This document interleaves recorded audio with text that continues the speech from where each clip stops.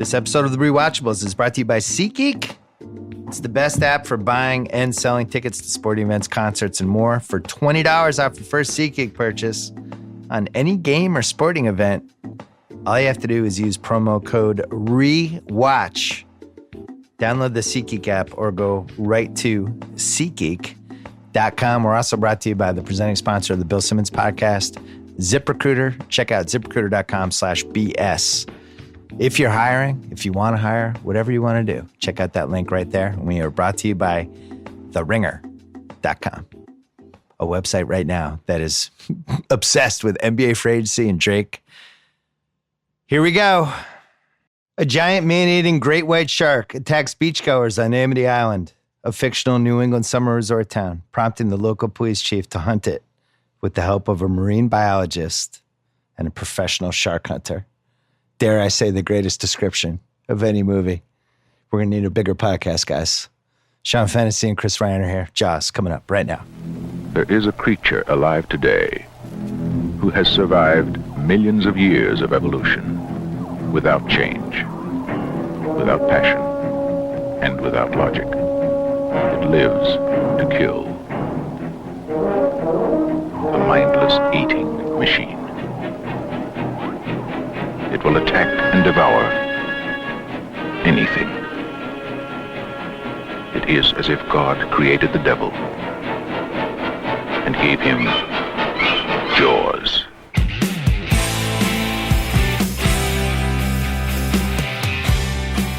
Jaws. Do we think this is the greatest movie of the last 50 years? Whew. Let's go. Let's coming go in hot, Bill. It's coming hot. Here's to swimming with bow-legged women. Boy, it's not. It's not. Okay. It's not. Okay. But it is right there. And it might be the most rewatchable, which doesn't make it the best movie, but it might be the most rewatchable movie. So most rewatchable movie of the last 50 years. It's in the conversation. Chris Ryan? It is my favorite movie of the last 50 years. Okay. Oh, okay. And it is like the feeling that you get from watching Jaws is the feeling that I think I chase when I go to a movie theater. Is that feeling of you get entertained, you get thrilled, you think, you're scared. Everything that you can experience inside a theater, you experience while you're watching Jaws. It's untouchable.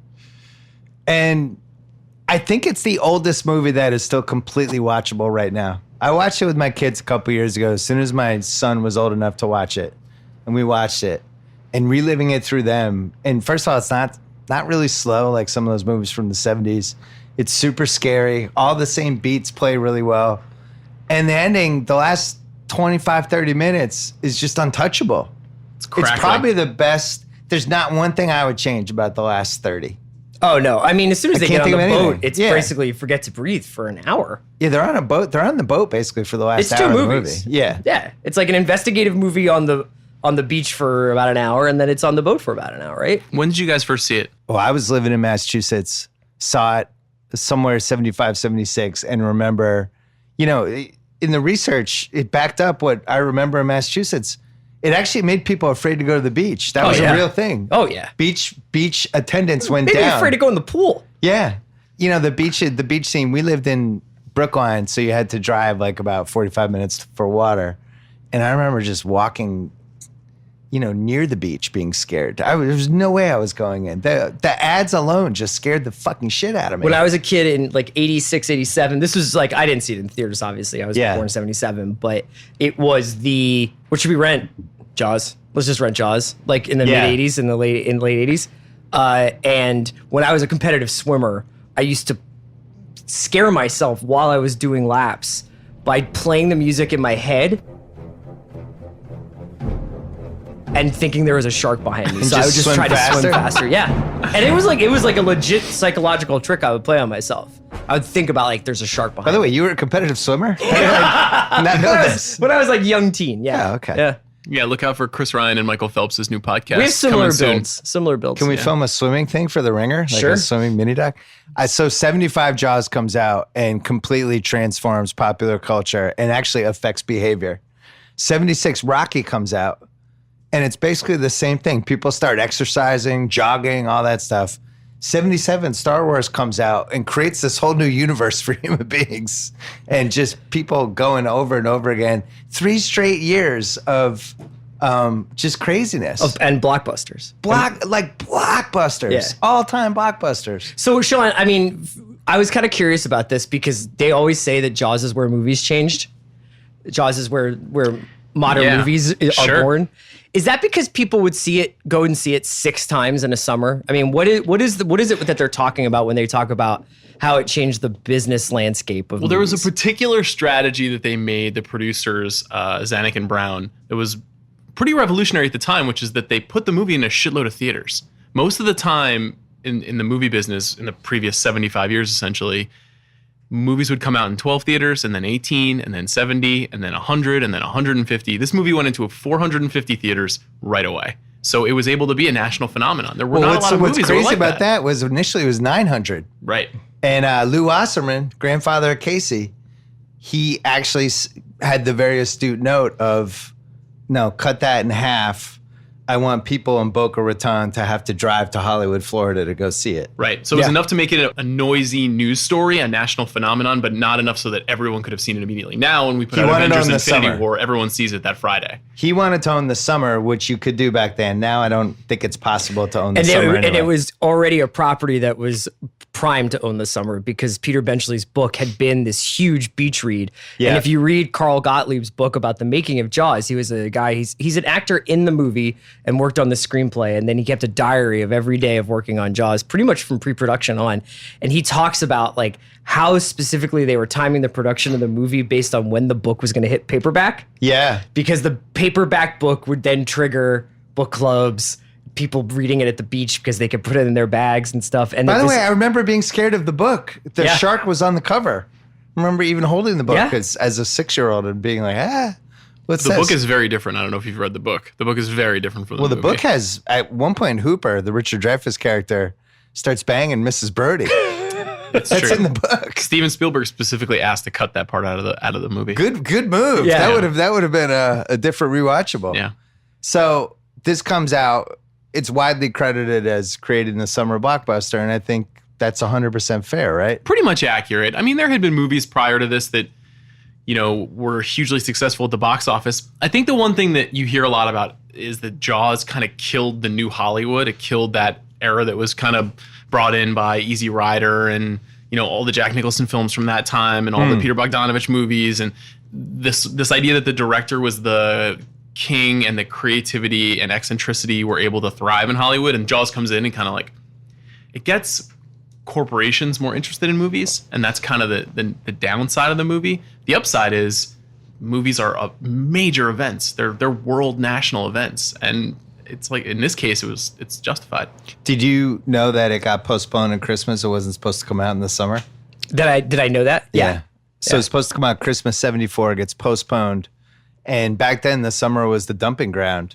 I was trying to figure out why that would be the case, why we wouldn't have wanted to go to movies in the summer. When I was a kid in the 70s, I wanted to go to movies all the time. But was that more for like genre B movies and stuff in summer? Was that the playground maybe for that? They thought maybe school was longer back then? Is that possible? I think part of it is that kids want to go outside in the summer.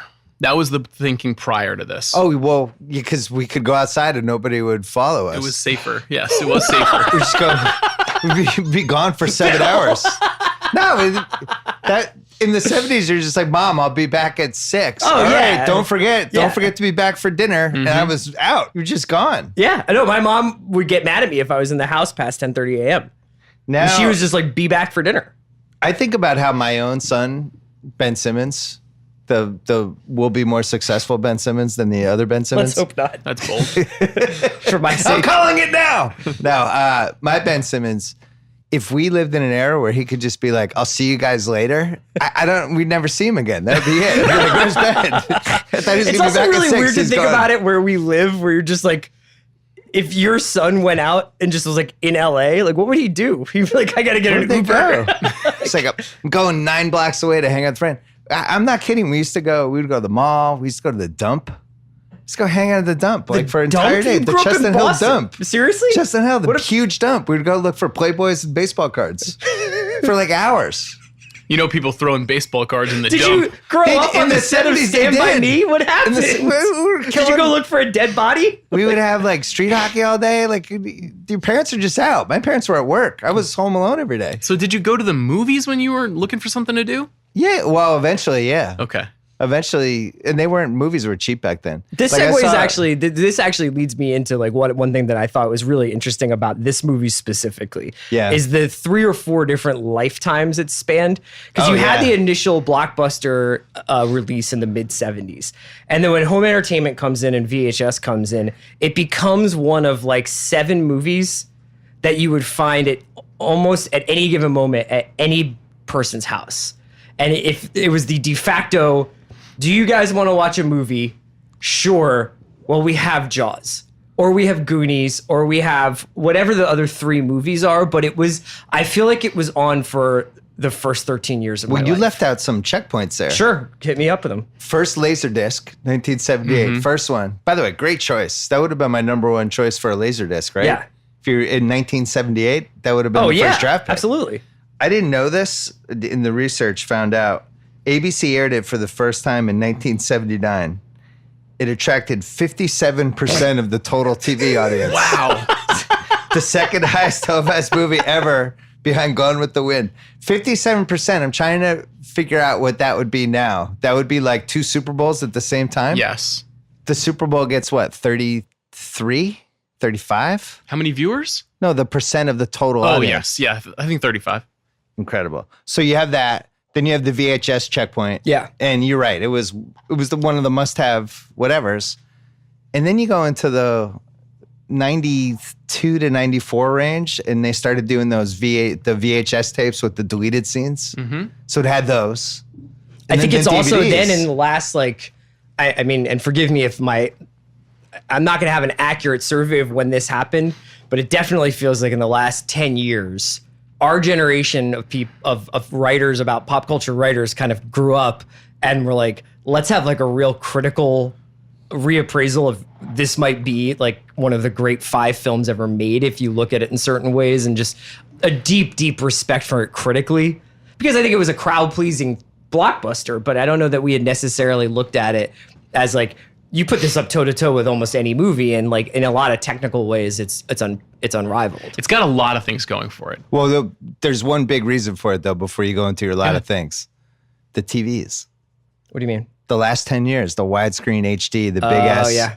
Once we had widescreen, Jaws was a different movie. It was never a totally satisfying movie on the old TVs because he shot it that huge wide with the horizon. ocean and the boat, and you could see everything. And then all of a sudden you had on the square TVs, you had to like kind of zoom in on it. Mm-hmm. It's a beautiful movie to watch now. Yeah. I think that's one of the most beautiful movies you can put on a television, other than Robert Shaw getting mauled to death and a little kid getting Don't tell Kyle getting that killed. happens. Yeah. You know, this movie's rated PG. It's an amazing PG. There's nudity How is this movie PG? because back then it was G, PG, and R. That was it. Parental guidance suggested for a movie that opens with a nude woman being eaten by a shark in one of the most upsetting scenes in the history of movies. Well, she shouldn't have been out there. Okay. And essentially concludes with Robert Shaw literally being eaten alive. Yeah. You left out the kid. Yeah. A kid gets eaten and a dog. This movie is PG. That's crazy. It's crazy. It's Like, is this movie 2 full ratings less scary than The Exorcist? No, certainly not. I actually think Quint getting eaten might be the most disturbing death scene in any movie ever. Just pound for pound. It goes on for 10 more seconds than it should. Yes. He sells he sells the shit out of it. It's an amazing performance.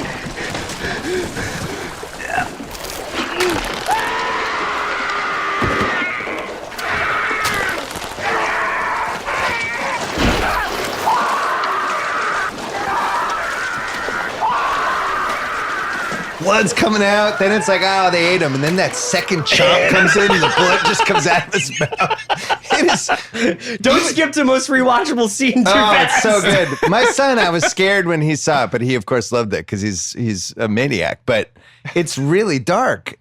What is a worse death scene than that? Again, this movie is PG. Scatman Crothers I in The think- Shining? I think, What's the uh, worst scene? I That think one's Sonny upsetting. Corleone's up there. Oh, the toll booth? Yeah. But this would be the toll booth if he just kept getting shot He for another does keep 12 getting seconds. shot. Neither of those scenes are bloody. When the blood appears in Shaw's mouth, I felt like I learned a lot about the human body. You know, like I didn't know that could happen. This, I And then can't Scheider manages, he closes the door and the boat's just covered in blood. Like that scene is apparently, I'll step on the internet research. There's another scene that Spielberg cut out because it was too gruesome on the July 4th weekend. Maybe somewhere around there when the shark's going for this guy's son and he jumps in front of the shark and the shark just completely mauls him. And even Spielberg was like, that's too much. That can't stay in. Discretion is a huge part of the myth of this movie, right? Yeah. That's the fact that, we'll talk about it, I'm sure, but the shark I not interrupted working. you. So when I interrupted you in the TVs, what were you saying? What were the reasons? Movies need like a lot of things to become legends. They need not just to be great and fun to watch, but they need to be about mythology. So in the mythology of Hollywood, this movie becomes the first huge blockbuster. That's one. It has a really troubled production that people love to talk about because it ended up becoming a huge staple. success. Yeah. So that's two. You've got a director who goes on to be basically the most important person in Hollywood for the next 40 years. That's three. And you've got this incredible rip-off thing that happens where this movie comes out and every movie tries to be like this. You know, Alien was sold on Jaws in space. That was how they pitched Alien to the world. So you've got those four crazy things plus awesome performances. A music score that became nobody. Iconic. You could never have known Jaws and you would know the music.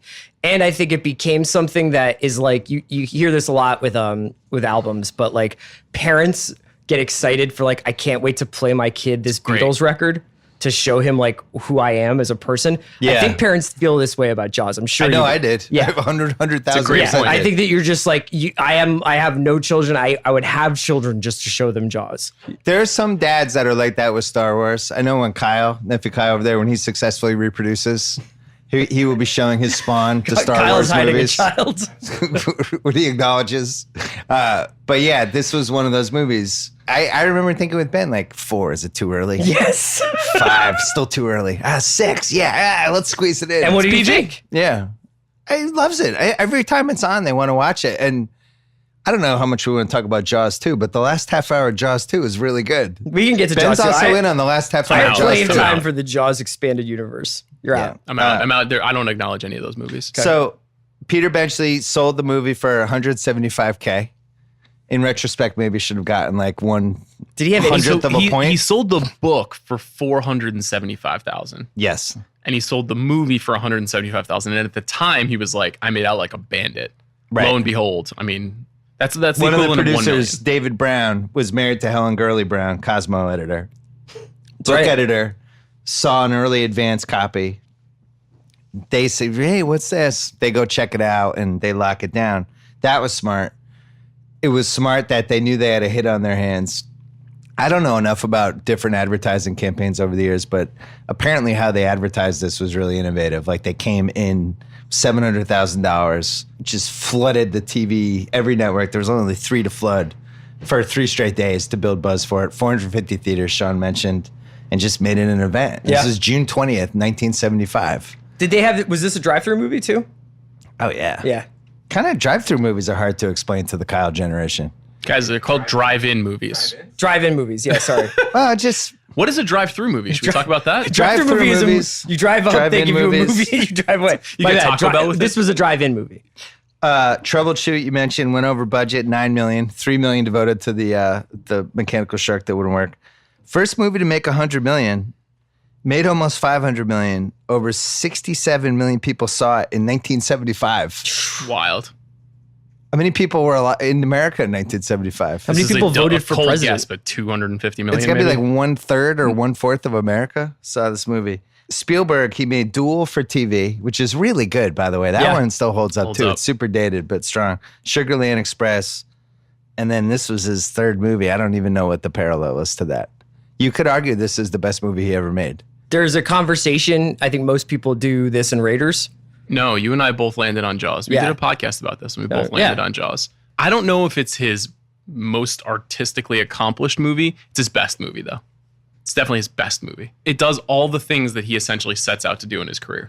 It has some really innovative touches that allegedly, apparently, they still teach in like film schools and stuff. Oh, like yeah. the famous Brody shot when he realizes something happened in the water and the camera moving forward as everything pans back. Like some of the underwater stuff. That stuff wasn't happening in 1975. No, I mean, he was was a no genius. He'd been underwater, like- literally training his brain for 15 years as a preteen to figure out how to make movies like this. Put himself up for this too, this movie. You know, he wasn't the first choice for this movie. Right. And he begged on. Oscars, one for best score, best sound, best editing. Lost best picture. I have all the nominees here, Chris Ryan. Do you know what, Chris? I don't know. It was lost to in 75. I'm sure it's not going to be too impressive. No, it is. One Flew Over the Cuckoo's Nest. It's a tough one. I'd still say Jaws is a way Take better Jaws. movie than that. Yeah. R.I.P. Milos Forman. Mid-70s defensible. It hasn't aged the same way that Jaws has aged, but that's a really good movie. It's a great movie. Yeah. The other nominees that year were Dog Day Afternoon, Barry Lyndon, and Nashville. That's a fucking unbelievable lineup of movies. Those are 5 of like my 38 favorite movies. That's incredible. Well, it gets better because Spielberg wasn't nominated for Best Director. Yeah. He got shut out by Milos Forman, Fellini, Sidney Lumet, Stanley Kubrick, and Robert Altman. It's the fucking insane. gauntlet. That's the gauntlet. That's why people care about the Oscars, man. What's What- Fellini? Was it Satyricon? What's 75? That one. Satyricon. Yeah. That's why people care. Because Also you can get into a Final Four like that. That top 5 for directing has to be the number 1 top 5 that's ever That's happened, way right? up there. For Spielberg to get cut out? Way up there. Holy mackerel. And Forman won, right? Foreman won. That used to happen back then, though. Movies would just sweep everything. Yeah. That's a famous, and that movie did sweep. Louise Fletcher won that year and Nicholson. Oh, right. Yeah. Who got nominated out of Scheider, Robert Shaw, and Richard Dreyfuss? Shaw? 0. No nominations. Interesting. Tough one. Roy Scheider. He rips off Jaws, Marathon Man, The Sorcerer, Jaws 2, and all that jazz. Basically goes 4 for 5, but in a really big way. I still like Jaws 2. I know you don't defend it. You're saying that's the one that didn't hit, though, right? No, The Sorcerer. Sorcerer is amazing. Sorcerer William is Friedkin. incredible. I don't know if I've seen that one. Bill, in like you since have it to came see out. it. do you know what the setup so for The good. Sorcerer is? I remember there's crazy stories about it, but I You don't would dig remember. this. All right. It's never on basically TV, a, ever. a group of criminals who get hired to drive trucks through South America filled with like unstable chemicals that might explode at any moment. And they have to drive through mudslides and over rickety bridges, all while being chased by dirty cops through a South I American. would love that. Why is it on television? It has. So go ahead. I was just gonna say it's just a really troubled production, and had a really difficult time with the film company that produced the movie. It was recut. There's a Tangerine Dream score that is mind blowing. Pre-Michael Mann grabbing Tangerine Dream to do scores. Holy mackerel. Friedkin did this. This is Friedkin's first movie after The Exorcist. Yeah. And It was his dream movie. It was a remake It's of so good. The Wages of Fear. And then if you go backwards, he's in French Connection, which was when he Can hit. I just give And a he's in shout Still out? of the Night with Meryl Streep, which is a really kind of solid thriller. All That Jazz is one of the best performances of the 70s. And I It's say really that good. knowing I'm talking about Al Pacino and Dog Day and Godfather and everybody else that we're talking about. All That Jazz is an incredible performance. It's an amazing movie. I remember I had lunch with William Goldman once. That's not a name drop. This is going somewhere, I swear. It is a name drop, though. Well, it is, but I was like, I don't understand. Why wasn't Roy Scheider? Why wasn't his prime 25 years instead of 9 years? He's like, I don't know. He's like, he was as good as anybody that decade. Like, you look at his work in those movies, like he was probably the best leading man we had. Like, he beat out. I don't want to step on the what's the casting what ifs, but he beat out some major dudes for Yeah, these parts. you know Spielberg what- saw something in him. I think there's something about what Scheider does especially in the mid 70s here, where his humility, or at least his willingness to be the second banana to Gene Hackman in French Connection, Dustin Hoffman in Marathon Man, kind of to Shaw and Dreyfuss. They have flashier parts in Jaws. Yeah. All That Jazz is the one where he really is. He goes for going it. for it, and he's great in it. But in French Connection, it's mostly you're watching for Hackman, even though Scheider's great. And in Marathon Man, it's Laurence Olivier and Dustin Hoffman. He's only in like 25 minutes of that movie. He's really good in that movie. He's though. incredible in that movie. Yeah, he has an everyman thing where he's not that handsome. He doesn't necessarily seem like he's handsome enough. He doesn't seem like the smartest guy. He's a little bit provincial. He's a really good New Yorker transplanted to a beach community in this movie. He's very unassuming. Doesn't have to be in charge, even though he's in charge. And he's a really good leading man. There's not a lot of guys like him right now. So you're gonna like this. I wish Wesley Morris was here because he'd get super excited. Michael Douglas basically had the career Roy Scheider should have had. Interesting. Same kind of parts and everyman type thing, and the everyman who gets in a predicament. Michael Douglas. And he just had, there were more movies for him to do that, but every movie Michael Douglas was the star of, Roy Scheider could have been the star of from the 70s. But Roy Scheider never really plays a shitbag. And Michael Douglas's best roles, he's like a real sleaze bucket, right? Or not China Syndrome, but in Basic Instinct, he's kind of dirty, and Wall Street's dirty. No, it's more like he's a likable person who made a mistake. Wall Street's the only time he plays like a bad guy. This is an interesting question. I just think Michael Douglas is a little too handsome. Like, I was looking at Roy Scheider while watching the movie last night, and I was like, he just kind of looks like one of my uncles. He just kind of looks like a guy from New York. That works for the movie. It does. It does. Like, it's an interesting thing about, I wonder if Roy Scheider was like cool old in the 70s and then just got old in the 80s in terms of physically. Yes. He's good in 52 Pickup, though, in the 80s. You ever see that with Anne Margaret? That's a great movie. His 80s career wasn't good. I was looking at the IMDb. It wasn't like he wasn't acting. He also had a run in the 90s in those like late night straight to HBO action movies when he was cashing checks. Roy Scheider. Yeah, I pretend that doesn't happen. Tough times. Those are hard times. I love Roy Scheider, though. And I think he's really good in Jaws 2. That's the last time I'm bringing up Jaws 2. I think he's good in Jaws 2 as well. Jaws 2, very good stats. Is there a high Jaws 2? PR, big usage rate. Let's hit the categories. But first, a break. Let's talk about The Ringer's new music podcast because it's awesome. It's hosted by Micah Peters. It's about once a week, but when emergencies happen in the music world, like Drake dropping a 25-song album, and we need an opinion on Monday about the Drake album, Micah Peters is there. Micah Peters, original Ringer guy. He has blossomed into an awesome podcast host, and he's willing to talk music with just about anybody. Here are the things that he talked about the last couple. Drake, a week ago, Kanye West, No Good Month of Music. He did XXX Tension, as my son calls him. He did his Untimely Death. It's a Bay Emergency. That was 3 weeks ago. The Kanye West Paradox. Listen, if you want to know what's going on in music right now, go to On Shuffle. A bunch of Ringer staffers hop on there and talk with Micah, a bunch of music people outside the world. It's a very good podcast. One of the best things that we do from an audio standpoint. Check it out, On Shuffle. Subscribe right now on Apple Podcasts, Spotify, or wherever you get your podcasts. All right, most rewatchable scene. This is an unfair category because this is the most entertaining movie of the last 50 years. You could pick 100 scenes. I have 2 honorable mention nominees and then 4 nominees. And then if you guys want to add one, or 5 nominees, I'm sorry. If you want to add one, that's great. The girl getting pulled under at the beginning is just great, phenomenal. That's an honorable mention? Honorable mention. Okay.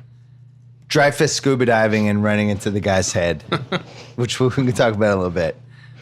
The 5 nominees, the 4th of July shark attack and the woman running out and her son doesn't come back from the water is just gut-wrenching. It's just great stuff. The son mimicking Scheider at the table is my favorite scene in the movie. I'm not going to make the case for most rewatchable, but that's the one where if you leave that movie, you're like, the director's really good at this. That's good Spielberg. things are going to happen for the director. Spielberg. Yeah, that's just like a classic Spielberg scene. My most rewatchable scene is not that, but it's the same reason. Okay. The same rationale. The Indianapolis monologue. Quint dying. And just the last, 9 minutes when he kills the shark, and then Richard Dreyfuss pops up and they laugh, and Quint, head shake. Let's paddle back. It's just so good. It's perfect. My honorable mention is when Hooper brings the 2 bottles of wine over to the house, and Brody's basically tying one on, and he opens it up. He's like, you might want to let that breathe. And he pours half the bottle of wine into basically a pint glass. And they talk about how that he's just basically like, I'm going to go and join this other crew tomorrow, but I'm going to leave knowing that shark is still out there. Yeah. And he's like, I have to make a report. And that the dynamic between Hooper, Brody, and Brody's wife is so great. The character beats are so great. The exhaustion on the face of Brody is so great. I always rewatch that scene. And it could have ended with with Brody passing out and Hooper having sex with the wife on the table. Spielberg didn't want any part of it. The wife's really good in this movie. Lorraine Gray. And she's actually pretty good in the second movie. And then She's great in the second film. They pushed the envelope with Jaws 3D and not as good at that movie. No, very famously, Sid Sheinberg, the longtime Hollywood executive's wife. And Yes. Sheinberg worked closely with Spielberg over That's the years. the best case of nepotism in the 70s. The worst case is John Travolta's co-star in Saturday Night Fever. Karen Lynn Gorney, who got cast by whoever the producer was in the thing. And Yeah, that's not good. single-handedly keeps that movie from being an A+. I would also want to nominate the town hall meeting Yeah. after the July 4th attack. Good one. When we first meet Quint. Yeah. Everything I would generally nominate any time Murray Hamilton, who plays the mayor, is on screen. He's throwing. I'm sure we'll get to him at some point. Yeah, He's Murray's throwing coming. 101 the whole movie. He's so funny and so good. But Quint doing the whole, I'll catch him for 3, but I'll kill him for 10, and that whole thing. Yeah. And Bad Fish. That's and a all, good all scene. those lines are great. Good call. What's most rewatchable, Chris? July 4th.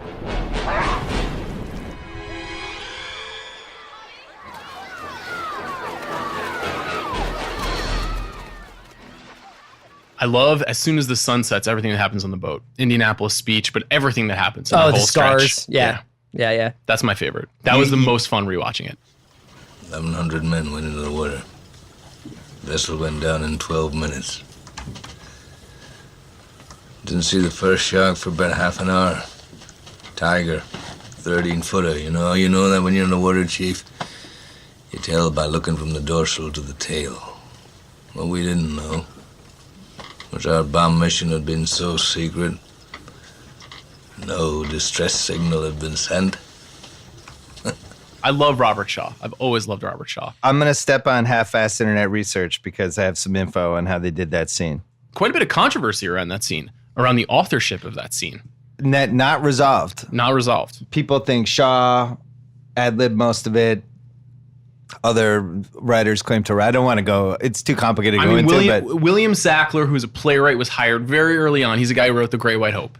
And he came up with the idea to do a speech about the Indianapolis, and that Quint was on the Indianapolis. And then John Milius was involved, maybe Robert Shaw wrote it himself. That guy Gottlieb was Maybe in there. Gottlieb, who wrote was some, on set yeah. rewriting the movie the whole time. I mean, who ultimately wrote it? Shaw himself was a playwright and a novelist.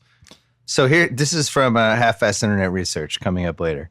Shaw attempted to do the monologue while intoxicated, as it called for the men to be drinking late at night. Nothing in the take could be used. A remorseful Shaw called Spielberg late that night and asked if he could have another try. The next day of shooting, Shaw's electrifying performance was done in one take. I think I believe all of that. I go with that. Yeah, Makes sense. that sounds... I could see Robert Shaw being like, I'm going to do this drunk. This is how it should go. And just being a complete train wreck. Now, if there's footage of that, I would like to see it. That should be on the internet. He's dead. Put it on. Come on, Robert Shaw Spielberg. was a very big alcoholic and died at 51 years old. He looks like he's 70 in this movie. He looks, I gotta say, you were right. Yeah, He looks like he is blood alcohol level Narragansett in this movie. yeah. When I was doing the research and I noticed that he died when he was 3 years older than me and he filmed this movie when he was like my age, I was like, oh my God. It's pretty crazy. Either I'm super old or Robert Shaw is aged like in dog years. Yeah. The only reason he's in the movie is because he was so good in The Sting, which was produced by Brown and Zanuck, and they suggested him for it. But in The Sting, he looks like $1 million. He looks really young. He looks old as hell in this movie. Well, when you're drinking and smoking every day, every night. And from Russia, Nephew Kyle will tell you. and Nephew from Kyle's Russia with right Love, there. He's- Robert Shaw looks like Daniel Craig looks now. Like he looks, it's crazy to see him in the Bill, Bond movie. What's your most rewatchable scene? I'm always in for the last, from when Quint dies all the way through. I Smile, just you think son of a bitch. that whole thing is so good. And then Dreyfuss popping up. But just for pure like one scene, I still like him in the sun. Give us a kiss. Why? Because I need it. I really like that scene. That's a good father-son scene. It Yeah. makes my heart warm. It's just good. It's the kind of scene that just doesn't happen anymore. Movies don't have those scenes. They don't care about character development where there's like, 3 lines of dialogue and just people playing off each other. Not to get all artsy-fartsy. What's aged the best? I tried to narrow this down. but you feel free to throw in ones. John Williams' score.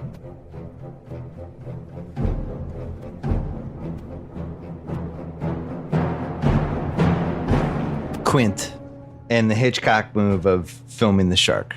Those are three, and then I'm going to add just in terms of actually aging the best what we mentioned earlier with the TVs and the HD and how that has given this movie, in my opinion, a completely different life. Because if you watch this movie now and you have a 65-inch TV and widescreen and HD and you're streaming on Netflix, it's like you're in the ocean. Yeah.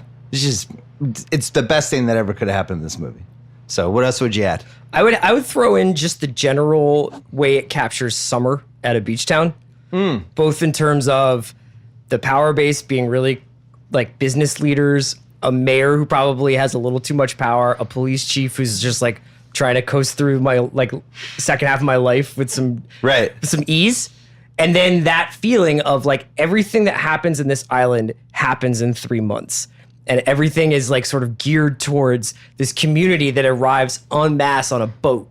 And there's something it's at once, really exciting, but it's almost like a little bit claustrophobic, a little bit paranoid. We're all stuck on this island. And those 3 months are so important that the mayor is willing to jeopardize. Yeah, and you think safety. about it. You just think about it. I remember, being like, I remember working at swim clubs and stuff as a lifeguard, and it's just like the entire summer is kind of building towards July 4th, and then there's this lull, and then it goes back up towards Labor Day. But it's really like it captures the feeling of summer and the arc of summer really well, I think. The only other thing I can remember doing that pop culture standpoint is the 90210 summer when Brandon worked at the beach club. Yeah, definitely. That was the second one I was going to say. Volleyball. It was either that or Jaws. I don't remember. Does Chris Ryan look like Juliette Littman to you? I got confused for a second. Give me the Long Island take on this, Sean. I was going to because say Amity, was it Amity, New York or Amityville, New York? Amityville is a town on Long Island, which is where the Amityville Amityville house horror. was. Amity was the fake Jaws town. Yes, Amity's the fake town, but Amity, I think the three of us, three East Coast guys, three guys who probably spent our summers going to the beach. My dad lived on the beach. Jersey Shore, Long Island, Jersey Shore, Long Island, Cape Cod, or, Amity feels to me like a combination of Montauk and Cape Cod. Like those two, where it's sort of like, it's really nice, but there's also something kind of old and broken down about it at the same time. And the movie shot at Martha's Vineyard, and I don't know, it's just very relatable. I was at the beach all the time as a kid, and it just felt like the excitement and anxiety that Chris was talking about, where it's like you're in a wide open space, but somehow it feels really small. Yeah.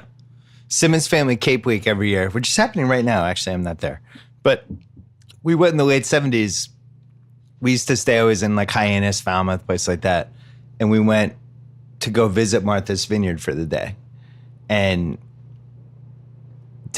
that was the first time I realized, like, oh, you realize Jaws was filmed there. It's like, what? I'd only seen it a couple times. Yeah. Like, we didn't have cable and all that stuff, but I still remember walking around and seeing like where they filmed the July 4th massacre, basically. And be like, yeah, that's the beach. And be like, oh, that's the sandbar, and just being completely freaked out. But yeah, it is Martha's Vineyard, but it doesn't feel like that in the movie. No, and I feel like all of those communities, Martha's Vineyard, Cape Cod, Montauk, the Hamptons, even the Jersey Shore to some extent, 40 years ago were quaint. They were small, they were modest, they were towns where families went for a week on vacation. Yeah. Now they're like big business. They're booming. They're like metropolises. Well, that's what you could themselves. still buy a house like on the freaking water. For and whatever. the people who could buy houses back then had normal jobs. Right. There were Exactly. teachers and sanitation workers, guys who worked for the city. My mom, teachers had summers off. They would have to go find a thing to do with your kids. When I was rewatching the movie last night, I was noting to my wife that if you look at how Spielberg moves the camera, especially in the early scenes when we're seeing Scheider's character, he does this amazing job of just showing you what the town looks like. The camera's following him walking around after that first attack, and just shows you like these houses are pretty small. The white picket fences that the kids are karate chopping, that's very small stuff. It's not this like testament to wealth, which is what a lot of those places are now. That's fair. Anything else age the best for you guys? The whole, other than the whole movie? The music's really high. It's two notes that do all the work. It's F and F sharp. That's it. I would say for me, it's the never seen the shark for most of the movie, because I do feel like that became an iconic way to do a horror movie, where it's like, don't reveal the villain yet, or don't reveal whoever. But the funny thing is, it wasn't intentional. The mechanical shark was so bad they had to kind of audible on the fly. And Spielberg even now says it was a godsend. Godsend. Which brings us to, what'd you have for What's Age the Best? The summer stuff. Yeah, okay. I'm going music. Okay. What's Age the Worst? The Mechanical Shark. There's 2 scenes with it where we've talked about this before about is it okay to CGI just to at least get over the hump of... Well, what are the 2? Quint is one, I assume. Quint's death. No, there's just 2 scenes where the shark's kind of up there and it's so clearly not a shark. Which do you know which Well, one it's not when he's specifically? chumming. Sometimes Because it when he pops up chummed, when he's halfway out of the water. yeah, he's like when he's like come back and shovel some of this shit. What does he say when he's throwing this stuff into the ocean and it comes up Yeah, on and the he comes back? up. Yeah, You don't think it looks good? Yeah, they could CGI Because that. I think that has such that iconic shot of Scheider whipping his head up, and then the camera cap stops on him, and he's got this shocked look on his face. That even if the shark doesn't look that good, you're only thinking about Chief Brody. You're not thinking about the shark at that moment. The only time it really, really bothers me rewatching it, especially on a big TV in my house now, is Quint getting eaten. I'm like, that's a big piece of latex. Yeah. Like it just doesn't look like anything. Like why is it stuck on the mast? Its of the mechanics boat are in that really way? bad in the when Yeah. It's not great. Yeah. They had a lot of issues with the shark. But Bill was too busy thinking about lungs getting punctured for the first time in his young life. Oh, yeah. Quint. Then the other one that jumped out to me for What's Age the Worst, no minorities at all. Yeah, it's weird. Now, no, sometimes I think we overreact with this stuff because that movie's about Amity, Long Island. Maybe they didn't have minorities in the town that they wrote about. But I think if they do this movie over again, which I'll throw my body in front of it and all of us will, I don't think there's any way Hooper's not black. Yeah. Or you could argue maybe even Brody's black. The one thing like they're having a black person, and it's just the movie's too white. It really does stand out when you watch. The one thing I read, I mean, it's an imaginary community, so it's hard to say, but people have pointed out that there's not a single woman in the movie. Other than Mrs. Brody? Mrs. Brody's not And the single. mom. There's no. They're Oh, all, not a single it's woman. all matriarchs and kids. And the only single woman in the movie gets eaten at the beginning of the movie. Yeah, I was going to say, incredible she's, key I think parties, she's though. single. I think she would call herself Yeah. single. That kid from Greenwich probably wishes she wasn't before she got That's eaten. right. But there's been like a lot of commentary around the idea of the fact that, I mean, it's a very masculine movie. The bulk of the time is spent with the guys on a ship. Yeah. But I don't know. I mean, politically, is it really that? It's not really very offensive. No, it's just a white movie. Yeah. I just noticed it the last time I watched, which was probably, 4 months ago. It's been on Netflix for a while. All right, it's time for Casting What Ifs, presented as always by ZipRecruiter, the presenting sponsor of the Bill Simmons podcast. Having a good movie IQ. Very important. Just look at the decision Spielberg made in this movie. Roy Scheider. He knew what he was doing. Well, when it comes to hiring, you don't need a high hiring IQ. You need ZipRecruiter. Their powerful technology scans thousands of resumes to find people with the right experience for your job. 80% of employers who post on ZipRecruiter get a quality candidate through the site in just one day. My listeners can try it for free at ZipRecruiter.com/BS, or you can go to ZipRecruiter.com/rewatch. Whatever you want to do. Knock yourself out. ZipRecruiter, the smartest way to hire. All right. Robert Duvall turned down Brody. Why? He wanted to play Quint. Too young. Spielberg said too young. Too young and 75. Robert Duvall is Brody. Robert Duvall's had a couple of sliding doors career moments. Wanting too much money for Godfather 3, I think was a really bad move for him. I think he should have really screws up Godfather 3. No, but I think, hot take, I think Godfather 3 would have been good. I think they had to throw away that script and redo the whole thing because he wasn't in it. No. And then all of a sudden Sofia Coppola is more involved. I'm telling you. No. I'm a Godfather 3 defender. It is not a good movie, but I think that Andy Garcia role, they had to pump that up. It was just a bad move. He would have been awesome in that. Duvall is well within his rights to say no to that. He wanted like $6 million. Yeah. I don't know. I'm glad he's not in Jaws. I think So him as Brody, you're too young? What would have been your... he's not a bad Brody. He definitely is too young for Quint. He's not New York enough. You would have felt I like it think was an he's actor. too New York. Scheider feels like Long Island to you. He feels like New York City. He feels like Queens. Yeah. And you need that. You need that like paranoia going on the water when you're from New York City because you're not used to that experience. I'm going to convince you guys on Godfather 3 at some point. With Duvall, I think that's a good movie. I agree with you. And by the way, wasn't that far away from being a good movie, even though I don't acknowledge it. There's like an won't defend it. hour-long thing about the papal election. There's in a that lot movie. of weird choices in that movie. Sofia Coppola has gone on to have an amazing career as an artist and director. It's one of the worst performances in the history of movies. It's insane that she's in that the movie. Winona what if for Godfather. There's a 3 lot is of what the- ifs with that movie. That's my point. She skipped on the internet, which is her biggest win. If Godfather 3 came out in like 2002 when the internet was forming, Sophia's in trouble. She dodged a bullet. Lee Marvin and Sterling Hayden turned down Quint. God, I would have loved to see Sterling Hayden. Sterling Hayden would have been really interesting as Quint. And his whole thing, and the reason why he had to turn it down was because he basically was like a tax fugitive. Yeah. Yeah. Not that Robert Shaw was much better. Oliver Reed turned down Quint. Mm-hmm. Spielberg wanted John Voight for Hooper. So glad that didn't Also happen. came close with Kevin Kline as Hooper. That would would've have really worked. early for Kevin Kline. But that would have worked. I didn't really see any other Brody candidates unless you guys heard. I looked. There were others for Hooper. Right, but not Brody. It seemed like he settled on Roy Scheider. Oh, Charlton Heston was the other one. Yeah, Heston expressed interest. He would have been too masculine, too powerful, too confident. Mhm. You know, Scheider's able to be a little bit more low key. But Hooper, it's like Timothy Bottoms, Yeah. Joel Gray, Jeff Bridges, right? Yeah. Joe Gray would have been weird. Charlton Heston was so annoyed with being rejected for the role of Brody that he later made disparaging comments about Steven Spielberg and vowed never to work with him. That worked out well for Charlton Heston. Soylent Grey! That's it for casting What Ifs. The shark was originally played by a not terrible shark. Dion Waiters Award. The nominees, the honorable mention nominees. We know who this one's going to. Quint not eligible, by the way. He's in too much of the movie. Mrs. Kintner. 2 strong scenes. I mean, yeah, that's right. She's looking around for a kid in the one scene. It's Plays a that real nice. Kendrick Perkins, like, comes in, starts a fight, is Beats out. the shit out of Roy Scheider, and then she's out. 10 minutes, 11 points, no rebounds. The other honorable mention nominee, Ben Gardner's Head.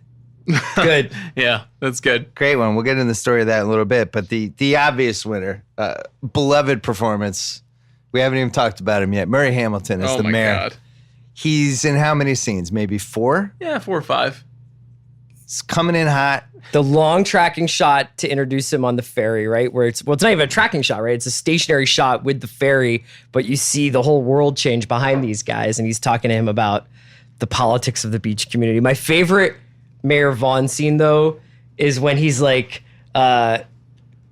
he's like, this is not the time or the place to perform some kind of half-assed autopsy on a fish. And I'm not going to stand here and see that thing cut open and see the little Kittner boys spill out all over Yeah, the dock. oh my God. Incredible. He's so evil and yet somehow likable at the same time. They know exactly when to be like, let's take this guy out of the movie. Yeah. Martin, it's all psychological. You yell barracuda, everybody says, huh? What? You yell shark, we've got a panic on our hands on the 4th of July. That's like built for a trailer. You need those like 2-sentence lines where you're Yeah. like, I'm in. Yeah. I'm in. And that is just totally one of those lines. The movie just takes off after that moment. What was the Murray Hamilton backstory before this movie? Because he's become that guy from Jaws. But he was actually a real actor who had done stuff, but it was before my time. Yes. So I believe Murray Hamilton got hired because Steven Spielberg loved him in The Graduate. And he's got that very famous speech in The That's Graduate. right. He's in The Graduate. He was in a lot of movies in the 50s and 60s. He's in some like Doris Day movies, and he's in The Hustler. You could tell he peaked way early because the IMDb picture of him is like 20 years earlier, Murray Hamilton. Yeah, he's also on like every single TV show from the 70s. Yeah. He was in like the Streets of FBI San story Francisco. with Jimmy Yeah. Stewart. He was in a lot of movies at that time, and then he was in The Drowning Pool and Rich Man, Poor Man. Like he actually had like another renaissance in the 70s after Jaws. This is such a great part. It's kind of amazing nobody's remade this movie, and I think that speaks to the ultimate legacy of how great this movie is. This is one of those movies that you could just picture somebody at the peak of their powers, like Brad Pitt, being like, "What's next? Yeah. I'm gonna remake or like Crazy Johnny Depp." But it Like, also, I want to be Brody. it also like, you talked about how they basically, they've never remade Jaws, but they've basically kept making Jaws after this because of Alien and Aliens. Yeah. And in every Jaws ripoff movie, there is a Mayor Vaughn. Like it's Yes. Paul Reiser in Aliens. It's the guy who's like, well, like, wait a second, guys, are we sure this is all bad? Like, Yeah. It's the guy in Jurassic Park who gets killed in the bathroom. There's always like a politician or an accountant or somebody who's like, this could be good for business, Since we're talking about Mayor Vaughn, though, can we talk about what actually he's doing? Like, how important is it to get these people on the beach that he's like willing to sacrifice lives? This is a nitpick, but this was going to be in Pick and Nits. In the book, the mafia is blackmailing him to keep the beach open. And in the movie, they couldn't fit in the mafia subplot. I don't think they need it.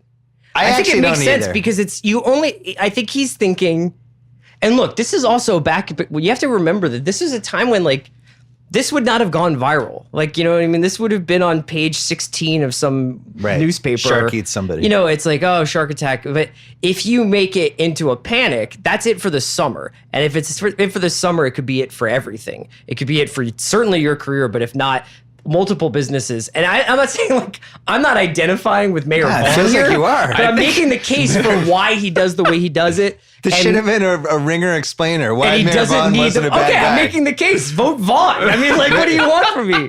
I think this guy's got a good platform. It's pro-business.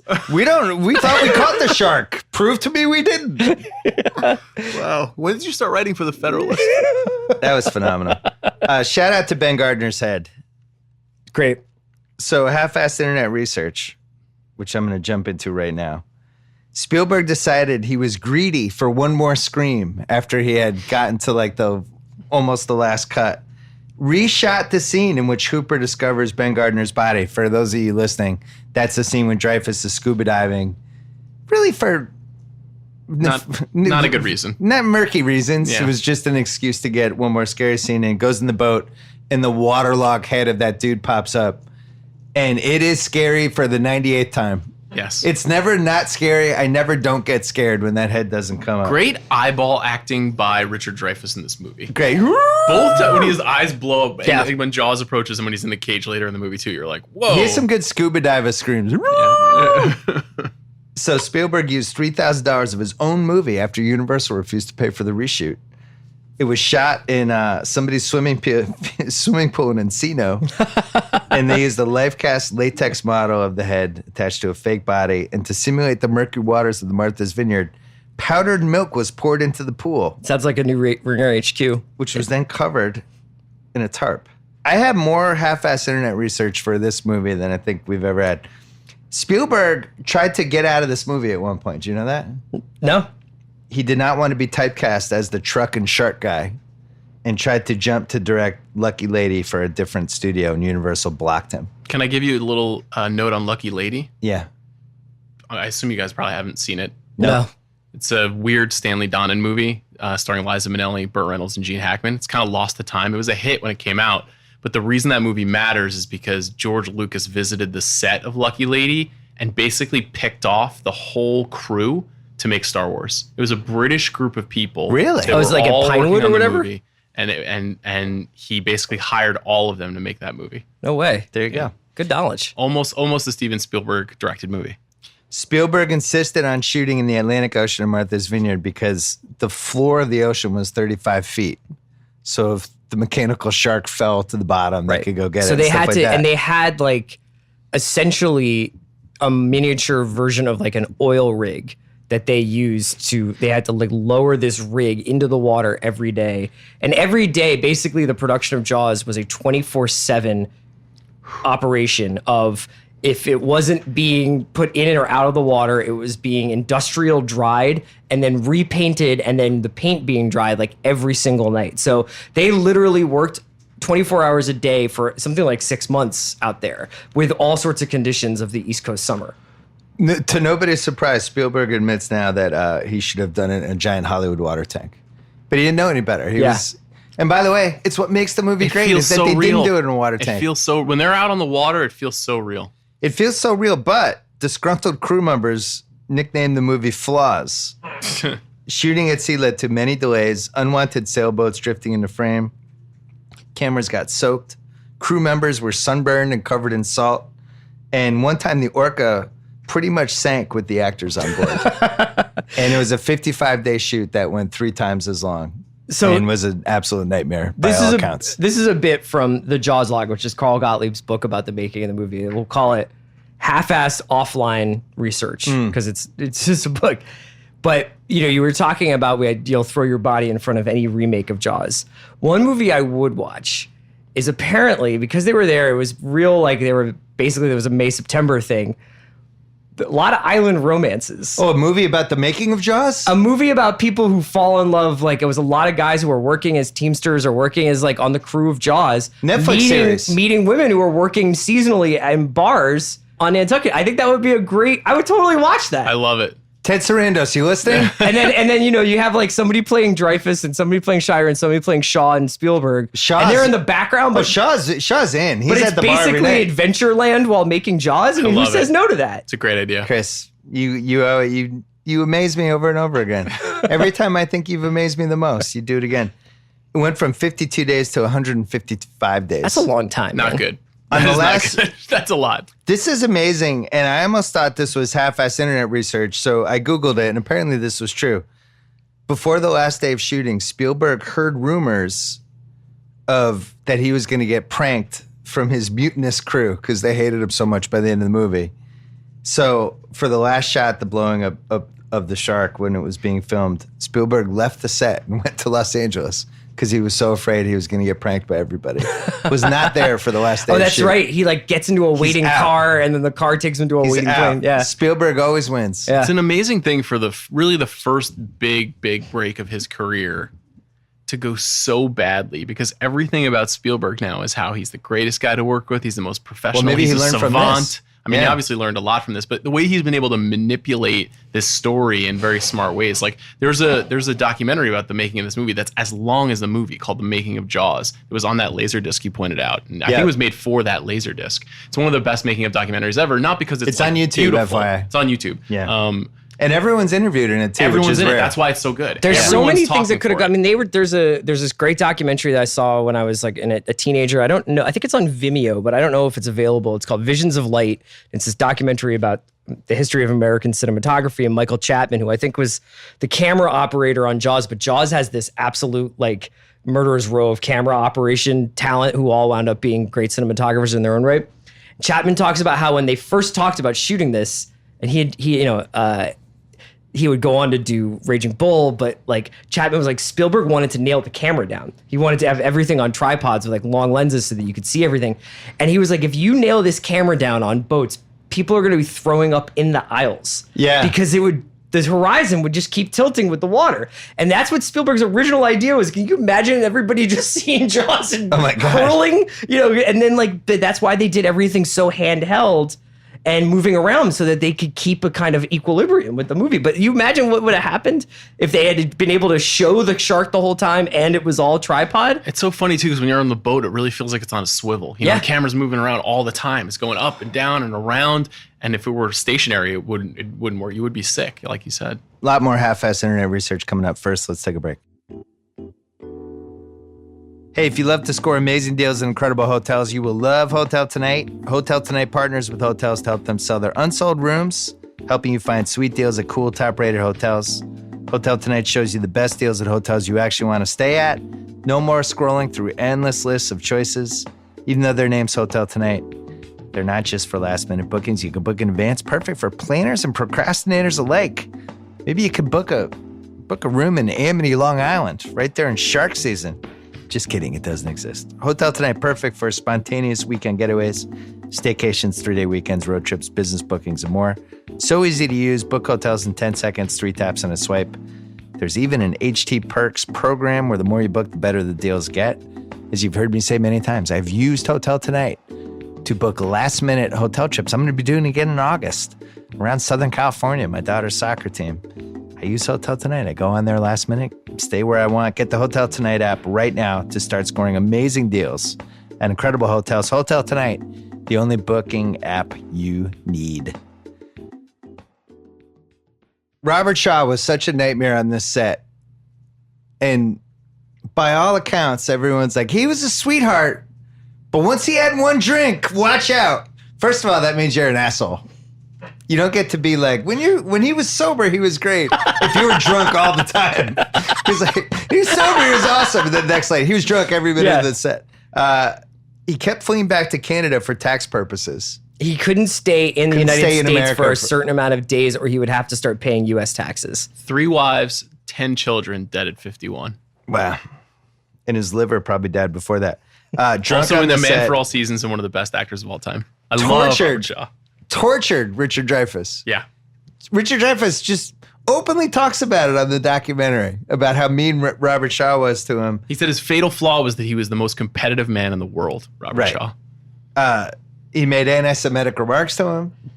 At one point, he started calling Dreyfuss a coward, talked about what a coward he was, and he dared him to climb to the top of the Orca's mast, which was 75 feet, and jump off into the ocean, for which he would pay him upwards of $1,000. And Dreyfuss kept saying no, and he kept raising the price.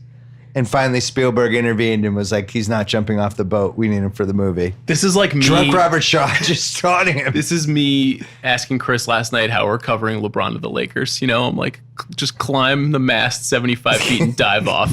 Just publish every take. No, this is like when we're sitting around and you're like, I will give you $1,000 to tweet this. Oh, yeah. You're trying to make it sound like you're not mini Robert Shaw. It's my over best there. bit. Yeah. I really identify with Quinn. You're also You're the constantly Robert drinking Shaw. Narragansett in the office. Yep. You're Robert Shaw / Quint. We learned last week in the Rewatchables of Devil Wears Prada that Amanda's role model is Miranda Priestley, and that she loves the boss bullying. Spielberg named the shark Bruce after his lawyer and called the shark Bruce for the entire shoot, which I thought Classic was movie fantastic. trivia. Hold on to that. You'll answer it at like a bar trivia one night. It always comes up. Makes sense. They weren't going to call the shark Jaws. They're on the set of Jaws. The shark needed a nickname. The forward tracking zoom out shot when Brody realizes the Kintner kid is being eaten is called the Jaws shot now in film school. Do people even do that shot anymore? They should. It's so iconic. I love that feel shot like- every time. I know, but I feel like you can't do it anymore because it's almost like cliche. You know, it was just so masterfully used that time. Mythbusters. Remember that show? Yeah. 2003 concluded Brody's shooting the scuba tank could not work in real life. God damn it! I've been thinking that's always my get out of jail. I'm like, if worse comes to worse, and I need to kill a massive beast, I Don't can do always it. put an oxygen tank in its jaws and then air Don't shoot. do it. We learned from Mythbusters. If that's- ever I have to kill a massive beast, is Yeah. that what you say? the writer Neil Gabler, Gabler. he analyzed the film as showing three different approaches to solving an obstacle. Science, represented by Dreyfuss, spiritualism, represented by Quint, and the common man, represented by Brody and nephew Kyle. I love the idea of a drunk shark hunter representing Yeah, how is it spiritualism. spiritual? Well, apparently. He said the last of the three is the one which succeeds and endorsed by the film. The common man wins. Okay. I think That that's is some- kind of an overthink, but I like it. That's kind of like science gets you three quarters of the way there, and then the common man takes it the rest of the way. This one shocked me. We already talked about it in the book, Hooper Has an Affair with Brody's Wife. Footage of the real sharks was shot by the Taylors, who kind of got a weird career out of this. Ron and Valerie Taylor, the sharpshooters. I remember seeing them on different weird shows. But Aren't those the two people who are like, and right here's where a Yeah, shark yeah. took out part of my abdomen. yeah, this is why I'm missing a leg right here. But they wanted a great white to attack the cage. So they used a little person and put him in a miniature cage so he would seem much bigger or much smaller than the shark. They had a 14-foot shark, and Jaws is supposed to be 26 feet. So they put a little person in a little cage to change the proportions when they Really? shot it. A little reminiscent of fat guy in little coat, Tommy Boy. Can I ask you guys But- a morbid question that we might wind up cutting afterwards? Yeah, You get bit by a shark. yeah. Do you want it to take the limb, or do you want like massive tissue damage, but you get to keep the arm? I want the limb. You want massive tissue damage? Yeah, I can recover massive tissue. I'm kind of like a clean break guy. That's what I was kind of thinking, because when you see those shark attack pictures and it's like, this person survived, and I'm like, yeah, but that looks like a wad of paper towels now, where your bicep's supposed to be. Yeah. Shark scars are different than like cool knife fight. It's like shark scars are like, that's actually, you don't have anything there. It's just skin. I've only known one person in my entire life who would have had an answer for you instantaneously, Kevin Wildes. He would have been like, well, actually, Chris, Should we call him? You don't want massive tissue damage. I almost feel like we should call him. Maybe at the end of the podcast, I'll call him. Half-baked Jaws ideas. Yeah. No, I really feel like Half-eaten. he's the only person I trust. With I just the didn't answer want to that. disrespect anybody who survived a shark attack because I'm sure that's a very traumatizing experience. I'm just saying, personally, when I've seen those pictures, Don't where it's let like, Sean get in your head and no, he's not. I'm overcorrect just for, saying that, like, no. I'm not trying to criticize Don't- anybody who Sean's not silently perseveres judging you. through such an event. I'm saying, personally, take the arm. Chris, you ever- I'll give you $1,000 if you tweet a poll about this. All right, 1,200, you pussy. Quit. I wish there was a clip to Jump quit. off the mast, coward. Yeah, Dreyfuss. So anyway, that cage attack, when they filmed it, the footage was so stunning that Spielberg decided, and there was nobody in the cage when the shark attacked it. The footage was so great, Spielberg changed the ending and Hooper lives. Because when he's attacking the cage, it wouldn't have worked because you couldn't have CGI'd Hooper in at that point. So single-handedly, that's how Hooper was saved. There's also a really cool thing. You know when the shark gets caught above the cage and he eventually pulls the rig down from off the boat? That's because the 14-foot shark that they were shooting actually did get caught in that space. And brings it down. And pulled it down. So that was not what it was in the script. That's not what was supposed to happen in the story. And Spielberg also rewrote the movie like that. So that shot you see where the shark is kind of flapping around above the cage and it's caught there is a real shark. It's not Bruce. $1,400. Tweet it, Chris. Tweet it, Chris. Tweet the poll. Be a man. This is a really good one. This might be my favorite piece of internet research that's half-assed. Mrs. Kintner couldn't figure out how to fake smack Scheider in the face. And they decided she would just hit him each time. And she hit him. They did 17 takes of her whacking Scheider in the face. And he said it was the most painful hour of his career. Just getting That guy slugged. literally gets tortured in Marathon Man, doesn't he? No, I think Hoffman does. Peter Benchley, thrown off the set. What? Yeah, after objecting to the climax. That's Yeah. what my half-assed research says. Peter Benchley makes Didn't a like cameo the in scuba this diving movie. tank. He's the reporter. Who, Didn't like the shooting of the scuba diving tank. Peter Benchley wrote the first script, and then they were like, "This isn't." He's like, script. you guys took my mafia subplot out. Sean probably knows this one, but initially the first time we were meant to see Quint was in a movie theater, him laughing and ridiculing and berating Moby Dick. And that was just how stupid it was, and driving theatergoers away. And Yeah. that was our introduction to Quint. They needed Gregory Peck's permission. How does Gregory Peck Own the rights to Moby Dick? Who knows? And even weirder, he said no because he didn't like his own performance of Moby Dick and didn't want it to be seen again. That's a whole other Rewatchables. John Huston's adaptation of Moby Dick. It's not good. Do you find it rewatchable? No. Okay. The Unwatchables. Last but not least, my second favorite piece of internet research. Spielberg observed that the first testing screening, that the first surprise appearance of the shark that you mentioned got the biggest scream of the movie. And then he decided he wanted the one more scare. He went and he did Ben Gardner's head. He noticed Ben Gardner's head got the biggest scream because it became before we saw the shark. And then when we saw the shark, it only got like half of the scream it got before. Spielberg said it taught him a lesson. A movie can only have one major scare moment because afterward, the audience will be on guard. Steve Spielberg, everybody. Is that still true? I don't know. I think it's different now because most scary movies advertise half their scares in the trailers and the commercials. The audience is already on guard. So it's pretty tough. The home stretch. Apex Mountain. Roy Scheider? Yes. Pretty blanket yes on Roy No. Scheider. No? No, it's You're all that jazz. Yeah. Yeah. I think it's Jaws. Okay. Since I've known you, Chris, you've always been all that jazz guy. Yeah, all I that think jazz is you're- like a criminally underrated movie from that time period. I think you're confusing best career moment with actual Apex. I think if you're Explain the starring in- difference. Apex is like he's a guy who's not an A-lister, but a recognizable star who's been in some good things and now is in this movie that becomes the biggest movie of all time and sets him So up this is to his do- career peak, is what you're saying. Yeah. Yes. I can't believe we've done 25 rewatchables yet and we're still I thought negotiating that Apex is this the Mountain. best this person ever has been? No. It's career peak. We'll have to go back and re-record With a every little bit of podcast. best ever. He's not nominated for Jaws, and he is nominated for all that jazz. Interesting. So you think all that jazz is the culmination of the apex? He You can proved make the that he case was a that real actor. it's his last truly significant role. And it's the only one of these signature movies that he's in that he actually carries the entire film rather than sharing it with other people. Okay. Good case. Good case. No disrespect to Ben Vereen and all Robert that jazz. Shaw? No.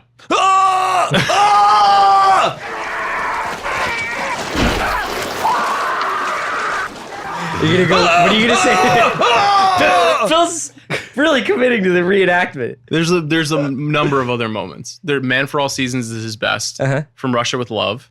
It's He's huge. fine to Russia with Love. The Sting. I think he's better in this. Okay. He's really good in The Sting. I love The Sting. He's great in The Sting. The Sting is really good and never on television and feels like it's 2 years before Jaws and feels like it was like 30. Guys, you're overthinking this. Think about when they No, go it's into his definitely little Jaws. barn and Jaws. he's just like, let me see your hands. You got city hands. You never worked a day in your life. You've been counting money. I was waiting for you to break out a Robert Shaw impersonation. I've been wanting you to say bad fish for a long time. Bad fish. Do you want to do an Bad fish. You're impersonation? some kind of half-assed astronaut. Do you want to talk about Robert Shaw meeting Bono? If we remake this movie, we got to go with Bono as Quint. Excuse me, Mr. President, there's a shark in these waters, sir. Maybe you're too busy caring about the oil in the desert. I don't mean to bug you.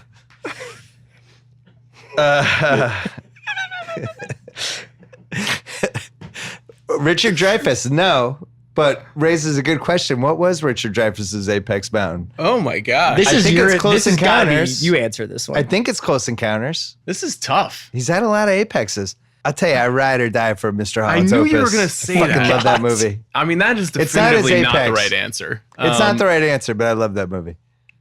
I think it's Close Encounters. I'm going to say, shit, it must be Close Encounters. You could argue The Goodbye Girl, I since know. that's like a shitty rom-com that somehow got everybody nominated for Oscars, and nobody would ever watch that Big again. fan of What About Bob Dreyfuss, too. Oh, he's good in that. What about Bob Dreyfuss? Also, the bitter feud with him and Bill Murray. What is that about? They hated each other.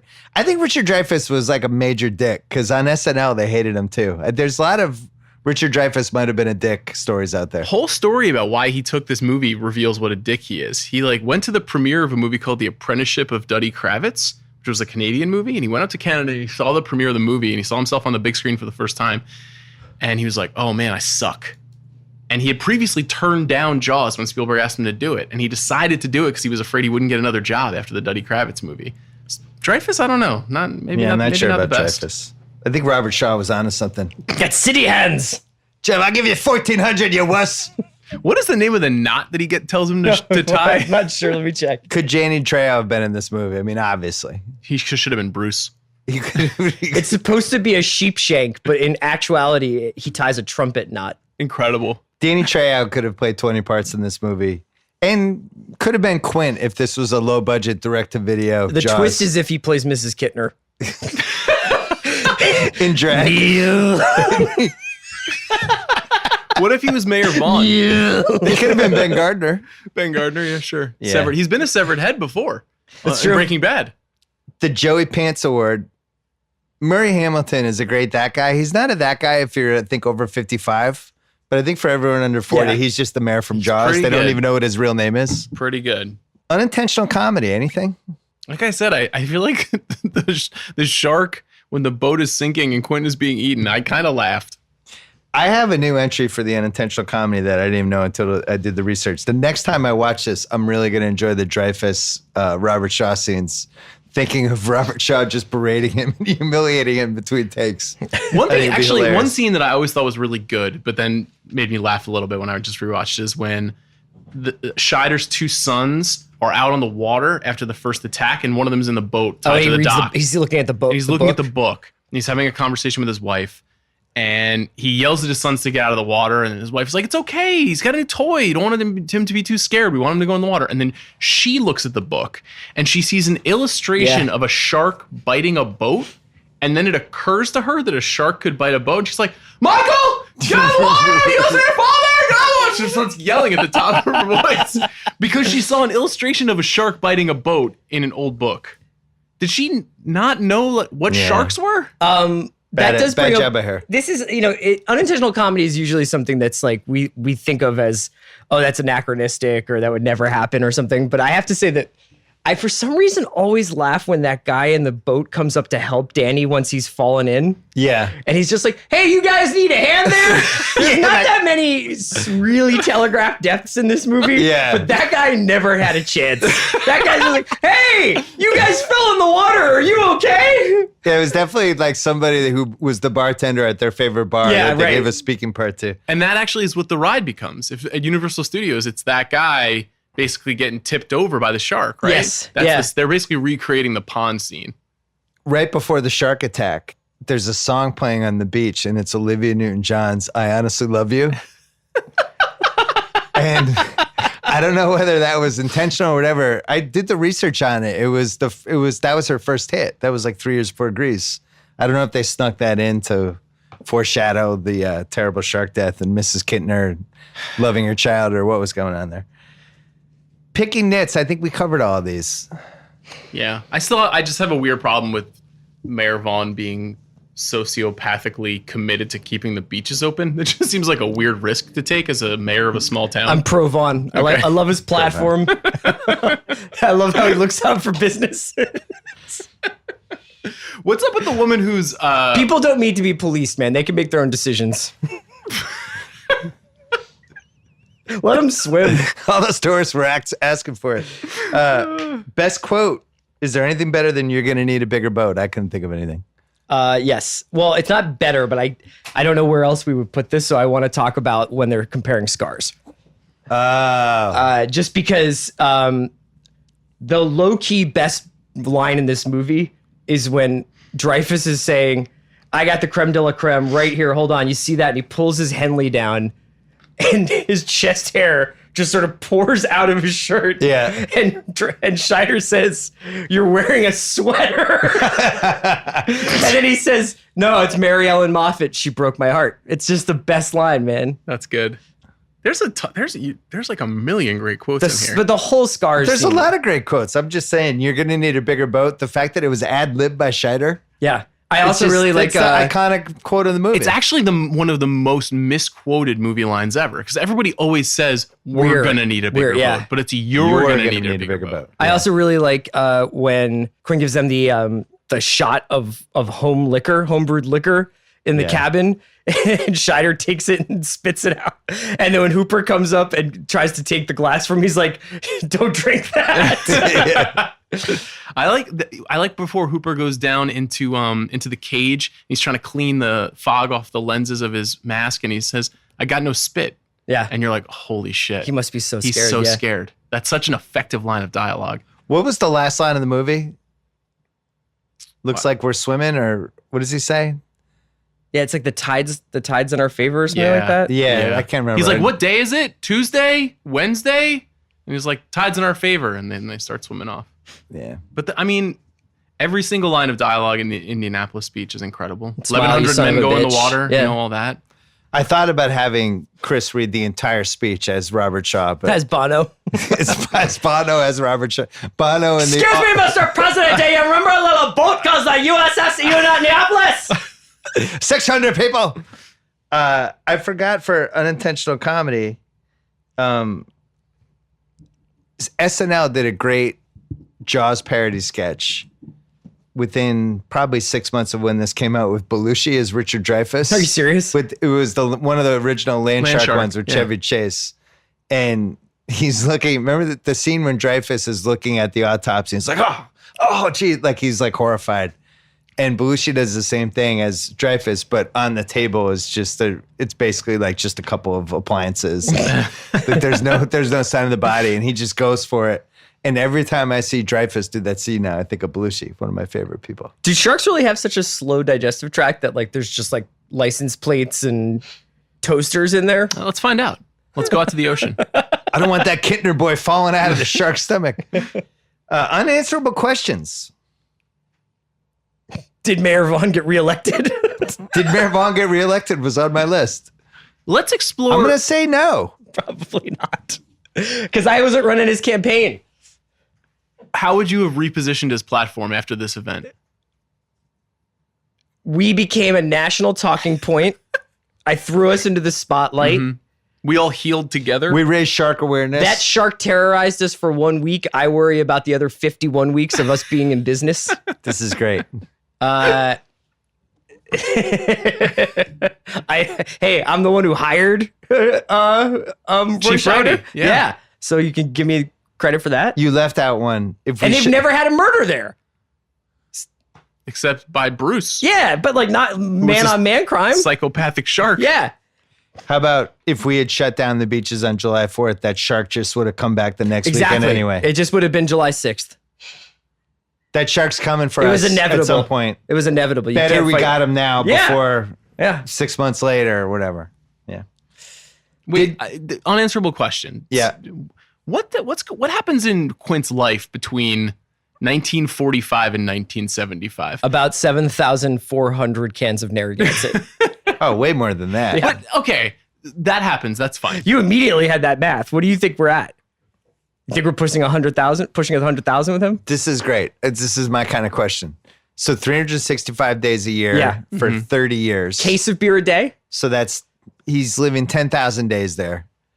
I think he's good for 10 to 15 drinks a day. Okay. Every day for Yep. those 30 years. So that's 10,000 times 15.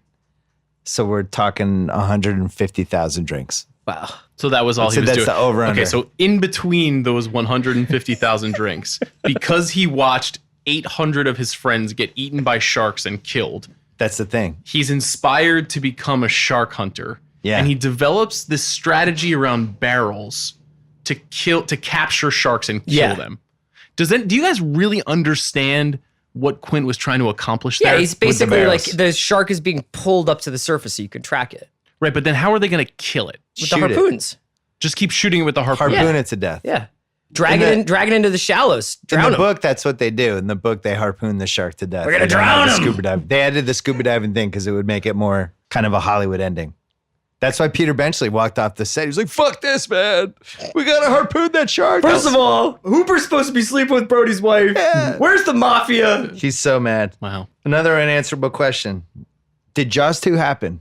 They're making the Halloween remake right now, and they're pretending Halloween 2 and on never happened. No, it didn't happen because I didn't like it. So I pretend that it doesn't exist. So that's a personal choice. So would you, if you were gonna do that, if you were gonna make Jaws 2, but forget the sequels, would you set it in 1978 or 1982, or like do like a Stranger Things vibe where you were in the 80s, or would you be like it's back after all this time? First of all, I thought your Netflix idea was really good. I'm Thanks, really man. proud of you. I'm proud to work with you, and the growth you've shown over the last 8 years this is my really review? great. No, it's really good. That was a great idea. I was jealous of it. Second of all, I think Cobra Kai has shown a spotlight on how to do this. You don't remake the movie. You go back there 40 years later and you have ties into But the it. Jaws sequels have taken care of the Brody family. So do you? No, I think you have... I think Mayor you have- Vaughn's return. No, I think you have the youngest Brody is now the police chief. Right. Michael's 50. I think Alex Kintner's younger brother is like the vengeful, evil mayor who secretly wants to destroy the town. Yeah. And then there's a shark, and we're good to go. 10 episodes. Sign me up. Return of Jaws. You're looking at me like I have the power to greenlight this Well, project. what's Return your of level Jaws. of interest? We've had Deep Blue Sea. We have the Meg coming. Like There's we never had- been a really, really good shark movie no since Open Jaws Water is 2. really good. There have been a couple of good ones. There's- Open Water's good, but I never would want to watch it a second time. I enjoyed it once. Wouldn't be like, that's oh, true. cool, Open That's Water's true. on A tonight. rewatchable shark movie is hard to come by. Deep Blue Sea is just out of control. I thought The Shallows was good. But would you rewatch it? Was that Blake Yeah, Lively? Blake Lively. Yeah, I like that. I think It's that's her talking to a bird from. that's most a of the nifty movies. movie. That's a 40-minute movie that they stretch in an hour 20. I guess I would watch the Jaws sequel show. So it's not a remake. It's like what Cobra Kai was. I know We're what you're picking up saying. 40 years later. Maybe there's a whole thing with Amity is a totally different town now. It's gone totally commercialized, like what we talked about before. Yeah. Not to be Just too- rich people. The families have been knocked out. This movie just really lives and dies by the characters. It's got the shark. The shark's great. The tension's great. The music's great. The archetype of people is great. But yeah. I want to be there with Hooper and Quint and Chief Brody. Dreyfuss is still alive. Maybe Hooper's the mayor. He's running the Oceanographic Institute at this point now. He's in charge. In Amity. Yeah. Maybe that would be like Hooper's moved back to Amity and all he does is dare people to jump off masts. For $1,200. Yeah. He's like, I'll give you $800 to jump off this roof. I feel the same way about this idea that I did about Cobra Kai. When I heard about it, I was like, I'm in. I'll try it. Okay. You know, it's like it's like a Swedish meatball at a cocktail party. When the lady's walking around with the tray and you're like, would you like one of these? All right, I'll try it. Like I would try the Jaws remake. That's not a remake, but like a 40 years later. The sea is terrifying, right? It's not dope. It's terrifying. Oh yeah, the sea is ridiculous. And I just think we can do better and come up with something new. Why do we have to go back to this story? We don't have to go back to it. We can come up with a new one. Okay. I would love to see a natural effects sea movie soon. I feel like the last few that I've seen, like Adrift, it's just usually really fake. Like the waves are fake. Everything about it is kind of, this felt so rooted in reality, even though it was real. a fake, but it was just like, you just felt like these guys, and by the time they're shooting, I don't know when in shooting they did this, but when they're doing the stuff that's on the boat towards the end of the movie, the Indianapolis speech, the scars, you feel like those guys have been hanging out with each other for a really long time. They feel so familiar with each other. You watch the scene when they're getting drunk and you feel like the three actors are actually getting drunk. Absolutely. And we've seen movies botch that, and this one, it actually worked, and it's probably been responsible for some botchings over the years. In college, probably ripped off while drunk with my friends the Show Me the Way to Go Home thing 500 times. That was just a thing that people would do. We would put the movie on and you'd get drunk and you'd just start aping those guys doing that stuff and saying all the lines. It's like weirdly memorable in that respect. One other thing we forgot to mention, I think one of the biggest reasons this movie did well is it's the ultimate what would I do if I was in this situation movie. Is it? No, just like we've all gone to the beach. Oh, what would happen? Okay. Would I go out there if there was a shark? Well, that's Would I let that's my hard kid because go we out there? don't. And this is an interesting nitpick. Is Quinn really fucks them? You know, he destroys the radio. He is like, we're staying out here to get this fish. And those guys are like, I mean, Hooper is probably a little bit more like, I want to get a look at it. But Brody's like, let's turn back around. Let's get the friggin' Coast Guard or whatever we have to do. But like, we are in over our heads. So what are you sort of proposing here? Is that at what point are you making the decision? If I'm Brody? Or just like, are you saying it tells you, it's like, you always are putting yourself in their position, so would you not get on the boat in the first place? I put my position more in just everybody's been to the beach and everybody wonders what's the worst thing that could happen. Oh, yeah. Whether it's like you get caught up in the undertow, you get attacked by a shark. It taps into what you were talking about earlier with just how it captures just going to the beach in some small town. And it's kind of wild that like what would happen if this goes wrong? I mean, the ocean probably kills more people than roller coasters, right?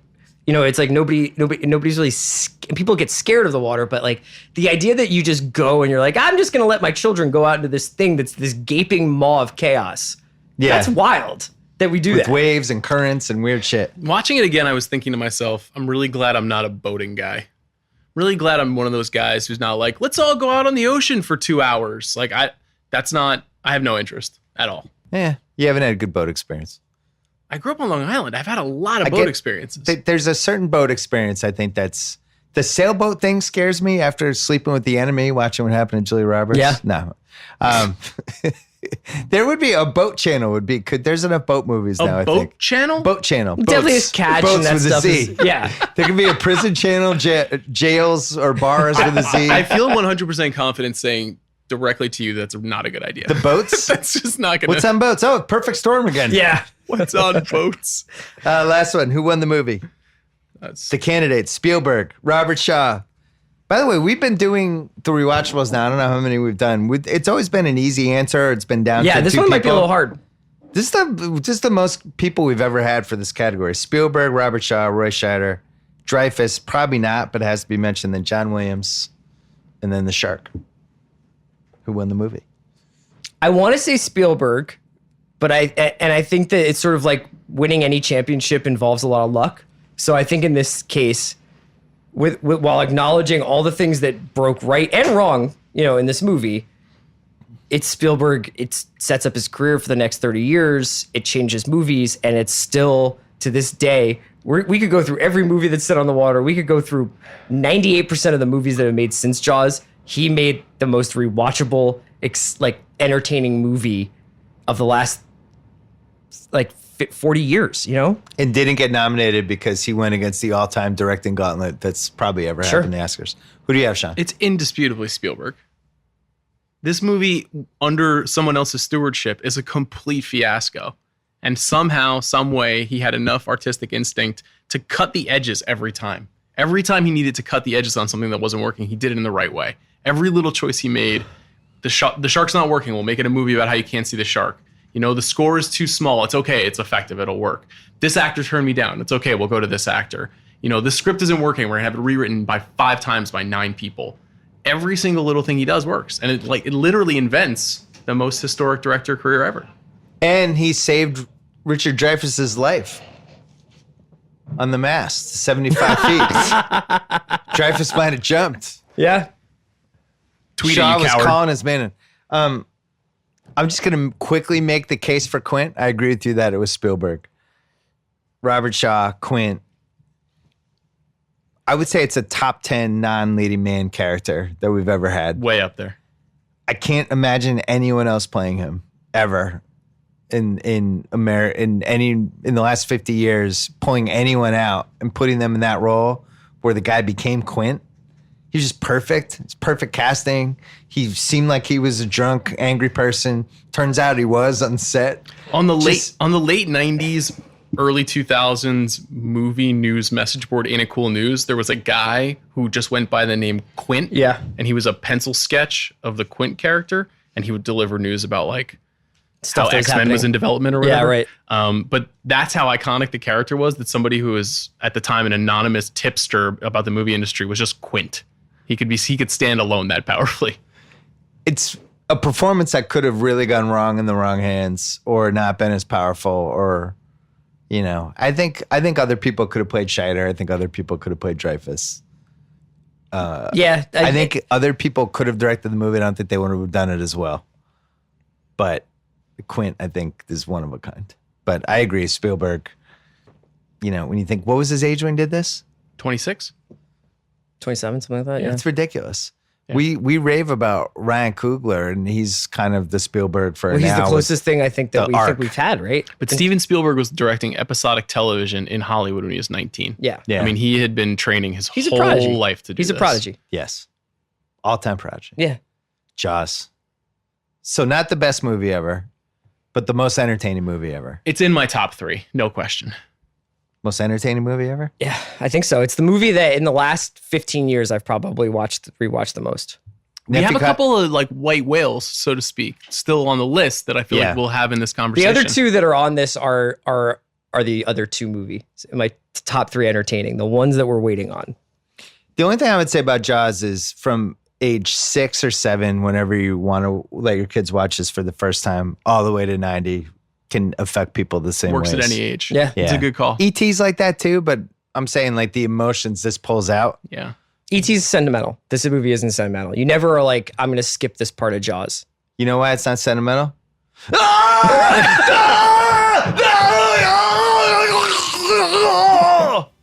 Thanks for listening to the Rewatchables. Thanks you for the Rewatchables. We're back next week. Enjoy the 4th of July.